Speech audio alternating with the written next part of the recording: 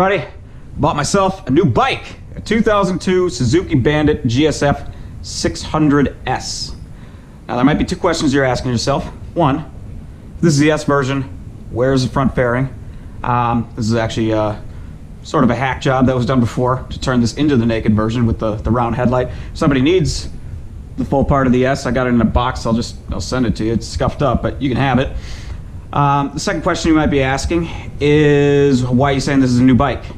If you've seen any of my videos before, you know that I've had this one for a while.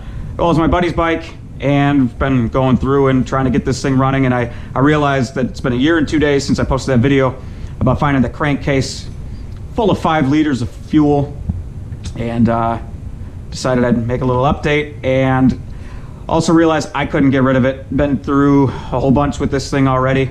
Sort of in an abusive relationship with this bike. I feel a little bit attached to it, so titled in my name, but got to give my buddy some money for it, and I'm gonna keep it. So what I've been doing is putting together a list of my projects that I want to do to get this bike, make it mine, get it running better, get it in tip-top shape, take it on some bigger rides next year. I like having an extra bike. Somebody comes into town, we could take off. I'd probably be riding my V-Strom. I'd like to have a nice bike somebody else could ride, and I'd like something that I could fly around with. It's a fun city bike for sure. It's way more fun than the V-Strom. So I think to prove to myself I can actually sell a motorcycle, I'm going to try to sell my FZR, because I've never actually sold a motorcycle. I just buy motorcycles and I'm running out of room. So first thing that I wanted to do on this bike, sort of cosmetic, but actually more functional than cosmetic, is he had these stupid turn signals on it before. These little jobbers in the back, LEDs, it was never put, a relay was never put into these. You couldn't see where the hell the person was planning on going when they were turning. You just couldn't see it. So I bought these pretty sweet lights on Amazon. They were cheap. Problem is, they've actually got a built-in relay in them, so they don't even need to use a relay. So the tough part now is I got to figure out how to deal with this. It's a 7-pin, and it controls more than just the turn signals. Basically, these turn signals work by just attaching them to power. So I'll show you what it looks like if I do that. That's how they should look. Can I do that? Come on, just stay. That's how it should look. You'd very easily be able to tell where that person was turning. If you fought with these before, you already know what I'm about to show you. If you've got LEDs, they're just gonna blink. They're gonna blink too quickly. Granted, this is way better. The left side is how it'll actually look, or how it looks now. That's way more visible than it was before. I want the right to work. So what I'm doing, I'm gonna try two things. One, I'm gonna replace this with one that's set up for LEDs, just hoping it gives enough for resistance that it'll end up looking like this. I don't expect that to actually work, but for 13 bucks and maybe just plug and play, I'm gonna try it. If it doesn't work, I'm busting out the wiring diagram and figuring out how to bypass that relay for the turn signals completely. Just put a little pigtail on here so I can charge it easier. It's a new battery I put on before our moto camping trip. What else do we got? Fender eliminator. I think that's a big fender on there. If you could eliminate it, it would look better. It's not top of my list of things to do, but probably something that would look good cosmetically. It doesn't really offer a whole lot, and actually it's pretty functional as it is, so that'll probably be one of the last things I do on here. Probably the thing I want to do most is get rid of this piece of shit headlight. I don't know where this came from. My buddy bought it, and it's not good. You can see it does not seal up. Water's all gonna come in there. It looks like shit. Oh, look, it's even melting itself. I don't know what kind of $20 Chinese parts bin this came out of, but whatever it was, don't buy it. It's terrible. If somebody's got a recommendation, what I want to do is actually, JW Speaker makes these things. That's what I want. I gotta find a headlight housing that I can put that light into. I've never done an LED headlight like that before. That's what I want. That, I think, would look fucking cool. Another thing on here, when we were riding, because we swapped bikes a couple times on that moto camping trip, and the bike, it's a handsome looking bike. Ignore the ugly headlight in the front, but it's a handsome looking bike. The problem is, I bought an HJC, that helmet over there. It lifts from my head. I never realized how important a windshield was when you're touring. Then when I was riding 80 miles an hour with my buddies trying to keep up, and my fucking helmet is just lifting up.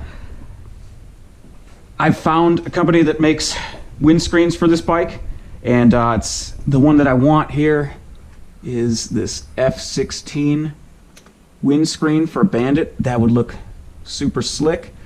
Get a nice chrome housing headlight on the front. You could even do the black, but the chrome, I just like this look a lot. That's the one I'm gonna do. That looks like it would give a good amount of protection. What would be nicer is if I could get that like 90% tint, but it looks like they only come in this 25% tint, but I'll give up some looks in order to get a windscreen because that was brutal. I mean, bouncing around the city, yeah, you're good, but an extended 2 hour just driving in the Upper Peninsula, you know, pounding miles out, it's just uncomfortable without a windscreen. The V-Strom, you're there, boom, it's awesome. Windscreen. Totally appreciate the windscreen. I like the naked look, but I am putting a windscreen on this bike. Another really stupid thing that happened when you got rid of the Bandit 600, the S front fairing. Basically, it had the whole front fairing on here, and it had mirrors off the side. And I like mirrors. Again, I'm gonna throw away some form for some functionality. I like seeing where the hell I'm going, where I've been, I guess. I like seeing what's all around me, what's behind me and whatnot. These mirrors give you a great view of your chest, and that's it. We did put bar end mirrors on here, and I learned that bar end mirrors are great for satisfying a legal requirement about having mirrors and also taking paint off of the bike. So I threw that one away yesterday, and I'm gonna throw these away because these are worthless. So I need some mirrors. I don't know which ones to get yet. Basically, I need something to extend at least out to here. Like on my FCR, I bought YZF mirrors. They're ugly. I think they call them pig spotters, but they're huge. And I can see behind me, and I don't have to worry about things. And I like that. So I'm getting some mirrors that extend way out here.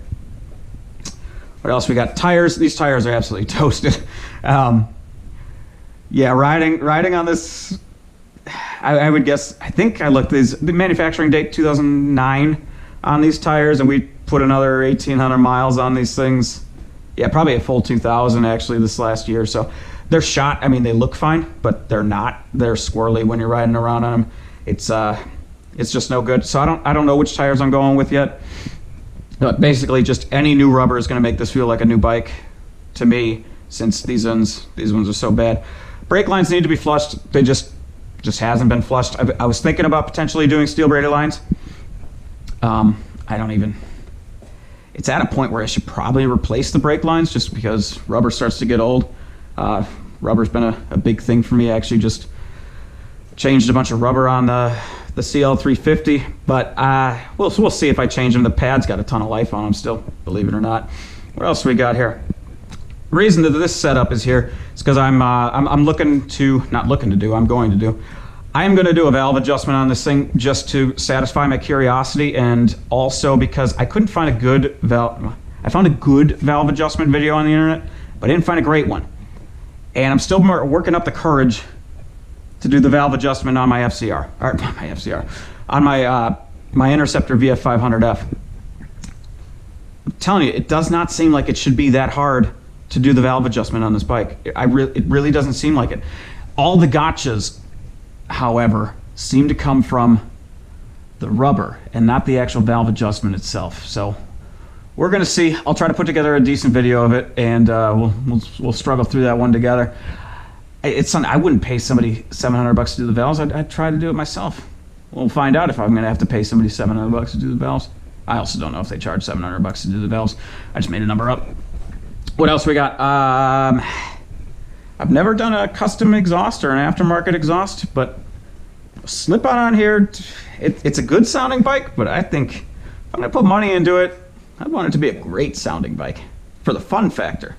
So if anybody's got a good recommendation, I think Scorpion makes one that I was interested in for a slip-on exhaust. That's what I was looking at. And the last thing here, just coming up front, looking at these fork seals. We're a little blown. You can see, I can't even imagine there's much fork seal oil left in here. But yes, both of these are blown. So yeah, it's a dirty bike because I never bothered even cleaning it afterwards. But we're gonna keep cutting into this, and I don't know. I've had fun making these videos. Decided I didn't want to stop making these videos, and I've already got a basic working knowledge of this bike. Obviously, there's people that know a hell of a lot more. Those are the people you should probably watch more of their videos, but they should start posting more of them because I can't find a whole bunch of good stuff about the Bandit. So anyway, Merry Christmas, everybody, and a Happy New Year, and we'll see where this one takes us. Cheers.